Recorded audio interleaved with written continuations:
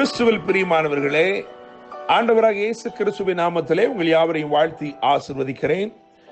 இந்த நாளுக்கு என்று தேவன் நமக்கு அருளியிருக்கும் ஜீவ வார்த்தை யோசுவாவின் புஸ்தகம் 14ஆம் அதிகாரம் 13வது வசனத்தில் இருக்கிறது.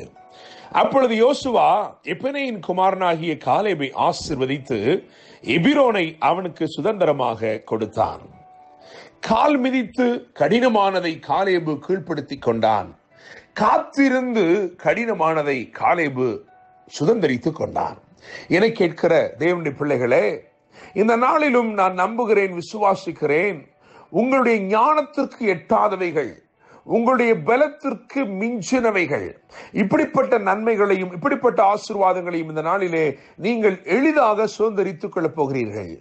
கர்த்தர் என்னோடு இருப்பாரானால் கர்த்தர் சொன்னபடி அவர்களை துரத்தி விடுவேன் என்று காலேபு சொல்லுகிறான் 12ஆம் வசனத்திலே.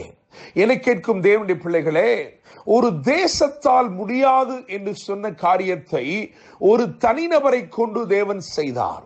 நான் நம்புகிறேன், விசுவாசிக்கிறேன், உங்களை பலப்படுத்துகிற கிறிஸ்து இயேசுவினாலே இன்றைக்கு நீங்கள் எல்லாவற்றையும் செய்து முடிக்கப் போகிறீர்கள். எது கடினமாய் காணப்பட்டதோ அது இன்றைக்கு உங்களுக்கு லெகுவாய் இருக்க போகிறது. கடினமாய் இருந்ததுதான், ஆனால் இன்றைக்கு கர்த்தராலே நான் இதை எளிதாய் சுதந்திரித்துக் கொண்டேன் என்று நீங்கள் சொல்லப் போகிறீர்கள். இந்த யோசுவாவின் புஸ்தகம் 14ஆம் அதிகாரம் 1ஆம் வசனத்தையும் 5ஆம் வசனத்தையும் கவனித்து பார்க்கும் பொழுது, கர்த்தர் மோசேக்கு கட்டளையிட்டபடியே யோசுவாவும் அங்கே ஆசாரியனாகிய எலியாசரும் இஸ்ரவேலின் கோத்திரங்களுடைய பிதாக்களின் தலைவரும் சேர்ந்து சீட்டு போட்டு தேசத்தை பங்கிட்டு கொடுத்தார்கள். ஒவ்வொரு கோத்திரத்திற்கும் அவனவனுக்கு அந்தந்த கோத்திரத்திற்கு என்னென்ன சீட்டு விழுகிறதோ அதன்படி தேசத்தை பங்கிட்டு கொடுத்தார்கள். அவரவருக்கு சுதந்திர வீதத்தை பெற்றுக்கொள்ளும் ஒரு காலம் அது. எனவே நான் நம்புகிறேன், விசுவாசிக்கிறேன், உங்களுக்கு உரியவைகளை நீங்கள் பெற்றுக்கொள்ளும் நாட்கள் இந்த நாட்கள். ஆனால் ஒரு காரியத்தை சொல்ல விரும்புகிறேன், மற்றெல்லாரும் சீட்டினாலே பெற்றுக்கொண்டார்கள், ஆனால் ஒருவன் மாத்திரம் சிறப்பான சுதந்திரத்தை பெற்றுக்கொண்டான். காரணம், அது அவனுக்கு வாக்கு பண்ணப்பட்டது. இன்றோ நேற்றோ அல்ல, 45 வருடங்களுக்கு முன்பதாக வாக்கு பண்ணப்பட்ட ஒன்றை அவன் இப்பொழுது கிளைம் பண்ணுகிறான். இப்பொழுது அவன் கேட்டு பெற்றுக் கொள்கிறான். என கேட்கிற தேவனுடைய பிள்ளைகளே, நெடுநாட்களுக்கு முன்னே கர்த்தர் உங்களுக்கு வாக்கு பண்ணின ஒரு ஆசீர்வாதமாய் ஒரு சுதந்திரமாய் இருக்கலாம். ஆனால் கர்த்தர் சொல்லுகிறார், இது நீ உன் சுதந்திர வீதத்தை அளந்து கொள்ளும் நாட்களாய் இருக்கிறது. கர்த்தர் வாக்கு பண்ணினதை இத்தனை ஆண்டுகள் காத்திருந்தீர்களே, இப்பொழுது நீங்கள் அதை பெற்றுக்கொள்ளும் நாட்களுக்குள் வந்திருக்கிறீர்கள். மன மகிழ்ச்சியோட நீங்கள் அதை பெற்றுக்கொள்ளப் போகிறீர்கள். உங்களுடைய ஆசீர்வாத பங்கை நீங்கள் பெற்றுக்கொள்ளப் போகிறீர்கள். என்னாவது புஸ்தகம் 13ஆம் அதிகாரத்தை கவனிக்கும் பொழுது, அங்கே மோசே 12 பேரை தெரிந்து கொண்டு, கோத்திரத்திற்கு ஒரு தலைவனாக 12 பேரை தெரிந்து கொண்டு, தேவன் அவர்களுக்கு வாக்கு பண்ணியிருந்த அந்த கானான் தேசத்தை மற்ற ஜனங்களுக்கு முன்பதாக அவர்கள் போய், அந்த தலைவர்கள் போய் அதை சுற்றி பார்த்து அதில் இருக்கும் சுவைக்கும் கனிகளை எடுத்துக்கொண்டு வந்து நல்ல செய்தி சொல்ல வேண்டும் என்று அனுப்பினான். என்னை கேட்கும் தேவனுடைய பிள்ளைகளே, அப்படியாக சென்ற அந்த 12 பேரிலே ஒரு ஆள் தான் காலேப், எப்புனேயின் குமாரனாகிய காலேப். யூதா கோத்திரத்தின் தலைவனாக, யூதா கோத்திரத்தின் சார்பாக அவன் அனுப்பப்பட்டான். தேவனுடைய பிள்ளைகளே, என கேட்கும் தேவ ஜனமே, இந்த 12 பேரிலே 2 பேர் மாத்திரமே நற்செய்தி கொண்டு வந்தார்கள். அதிலே ஒன்று யோசுவா, இன்னும் ஒன்று காலேபு. காலேபை குறித்து வேதம் சொல்லுகிற ஒரு சில காரியங்களை உங்களுக்கு முன்பதாக வைக்க விரும்புகிறேன். என்னாகமத்தின் புஸ்தகம் 14ஆம் அதிகாரம் 24ஆம் வசனத்திலே ஆண்டவர் சொல்லுகிறார், அவன் வேறே ஆவி உடையவன்.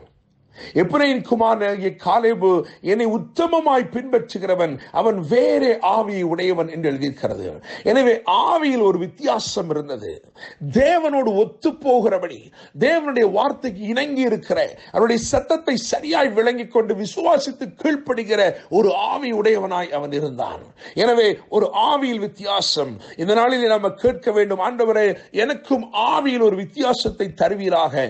உத்தமமாய் உம்மை பின்பற்ற செய்கிற ஒரு ஆவியினால் என்னை நிரப்பு ஆண்டவரே என்று கேட்க வேண்டும்.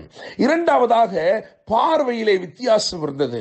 சென்ற எல்லாருடைய பார்வையும் ஒன்று, இவர்களுடைய பார்வை வித்தியாசமாக இருந்தது. தேவனுடைய பிள்ளைகளே, எஸ்கோல் பள்ளத்தாக்கு மட்டும் அவர்கள் சென்றார்கள். எஸ்கோல் பள்ளத்தாக்கிலே திராட்சை குலை, ஒரு திராட்சை குலை 2 பேர் சேர்ந்து தூக்கி கொண்டு வரும் அளவிற்கு அது அவ்வளவு செழித்ததாக, அவ்வளவு கொழுமையான ஒன்றாய் அது காட்சியளித்தது. அந்த எஸ்கோல் பள்ளத்தாக்கிலே இந்த கனிகள் மாத்திரமல்ல, அங்கே ஏனாக்கீரையும் கண்டார்கள். மற்றவர்களுக்கு எல்லாருக்கும் அந்த பிரச்சனை பெரிதாய் தெரிந்தது.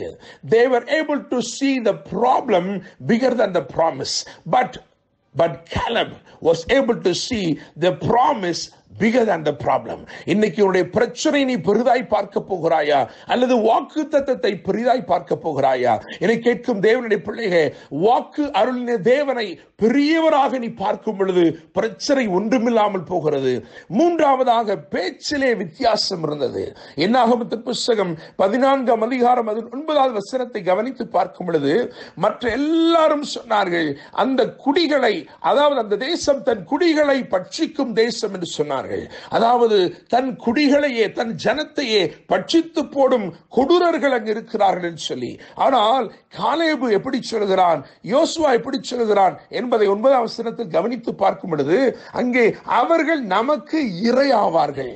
என்னை கேட்கும் தேவ ஜனமே, மற்ற எல்லாரும் சொல்லுகிறார்கள் பிரச்சனை எங்களை விழுங்கி போடும் என்று சொல்லி. ஆனால் இவர்கள் சொல்லுகிறார்கள் நாம் பிரச்சனைகளை விழுங்கி போடலாம் என்று சொல்லி. எனவே பேச்சிலே வித்தியாசம் இருந்தது. மாத்திரமல்ல, பலத்திலே வித்தியாசம் இருந்தது. யோசுவாவின் புஸ்தகத்திலே 14ஆம் அதிகாரம் அதில் 11ஆம் வசனத்தை கவனிக்கும் பொழுது அங்கே பலத்திலே வித்தியாசம் இருந்தது. தேவனுடைய ராஜ்யம் பேச்சிலே அல்ல, அது பலத்திலே உண்டாயிருக்கிறது என்று வேதம் சொல்கிறது. என்னை கேட்கும் தேவனுடைய பிள்ளைகளே, ஒரே மனிதனாக நின்று ஏனாக்கீரை துரத்தி ஒரு கடினமான காரியத்தை சுதந்திரித்துக் கொண்டான் 45 வருடங்களுக்கு பிறகு. இன்றைக்கு என்னை கேட்கும் தேவனுடைய பிள்ளைகளே, கர்த்தர் உங்களை பார்த்து சொல்கிறார், நீங்கள் நெடுநாட்களாய் காத்திருக்கும் காரியங்கள் என்ன? இன்றைக்கு கர்த்தர் அதிலே ஒரு அற்புதத்தை செய்ய போகிறார். இன்றைக்கு நீங்கள் அதை சுதந்திரித்துக் கொள்ளும்படி தேவன் செய்ய போகிறார். கர்த்தர் தாமே இந்த வார்த்தைகள் மூலமாய் யோசுவா 14:13, அப்பொழுது யோசுவா எப்னேயின் குமாரனாகிய காலேபை ஆசீர்வதித்து எபிரோனை அவனுக்கு சுதந்திரமாய் கொடுத்தார் என்று எழுதியிருக்கிறது. இன்றைக்கு நீங்கள் ஆயத்தப்படுங்கள்.